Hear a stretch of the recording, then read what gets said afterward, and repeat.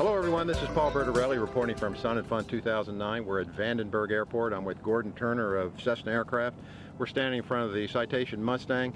Gordon, the Mustang has been sold and promoted as an airplane that's simple enough for any private pilot to fly.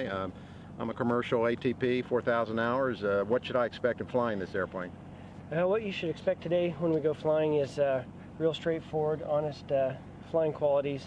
Very simple to fly, mechanical controls, and very stable, easy to fly airplane. The avionics G1000, anybody coming out of a G1000 equipped airplane is going to be very familiar, comfortable in the cockpit, and we've got some other systems on the airplane, FADEC for the engines, that are going to make it very simple, very easy for you to fly. Okay, well let's go find out. Sounds good. Okay, let's go flying. Well, not so fast. Let's consider a pre-flight first. That turns out to be a relatively simple thing in the Mustang, probably because it's designed to be. It's fair to say that this airplane has more in common with some of Cessna's lighter aircraft than it does its heavier jets. The controls, for example, are all manual, rods and cables mainly. There is a hydraulic system, but it's for the brakes and gear. The flaps are electric. Checking the fluids is easy. All you do is pop open some access doors and take a look at some sight gauges. There's one for the hydraulic system located in the forward baggage compartment. Fuel system is equally simple. The left tank feeds the left engine, the right tank feeds the right engine. It's otherwise totally automated, so there's no need to be fooling around with pumps and cross feeds and so forth. Fuel capacity is 2,580 pounds, that's about 385 gallons. That gives the airplane about an 1,100-mile range. Moving into the cockpit, the only complication is the Garmin G1000, if you could call it a complication, I suppose.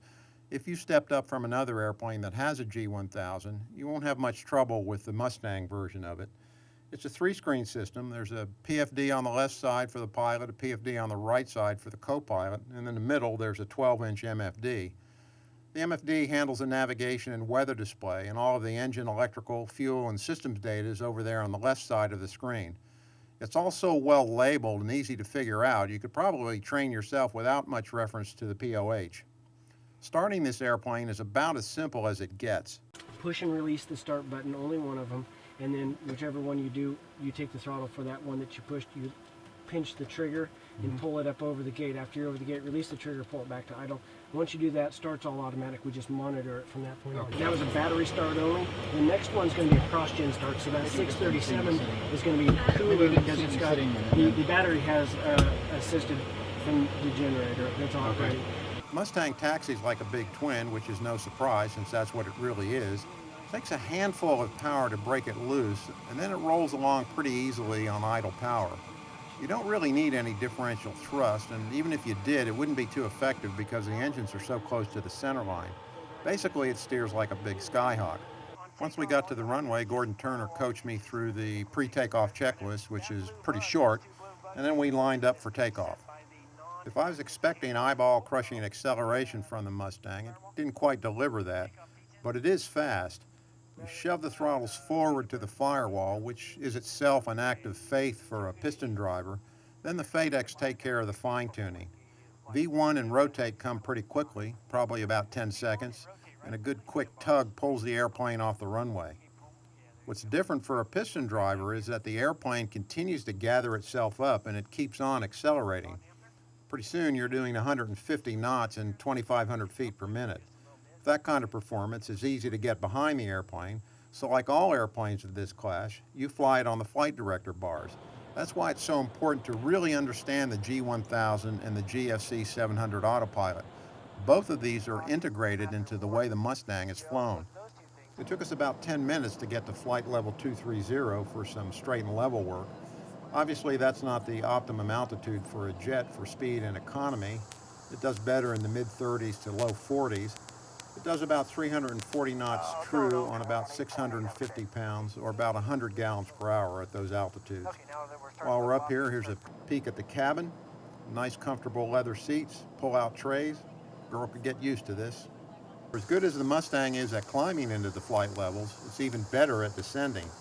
Check out the boards out on the wing. They're about the size of a loaf of bread.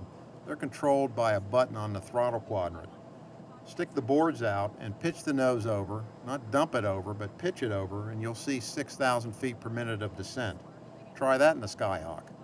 Back at the airport and in the pattern, the Mustang rejoins the world of the light twin. It's perfectly happy at 150 knots. You can throw out a notch of flaps if you want them.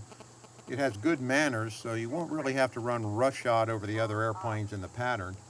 Visibility on final is good. You do have to crane your neck a little bit to see over the nose and see out the left side window. It's not quite as expansive as a single might be.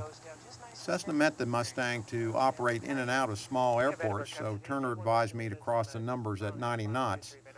The airplane will do that all day, but I had a little bit of a between the ears problem believing that it would, so I crossed at 100 knots and floated and floated and floated. The unflappable Mr. Turner seemed okay with that, probably because he knows something that I didn't, and that's that Cessna put truck brakes on this thing. Tap the pedals a little bit of light pressure, and the thing stops on a dime. We made the last turnoff, no sweat.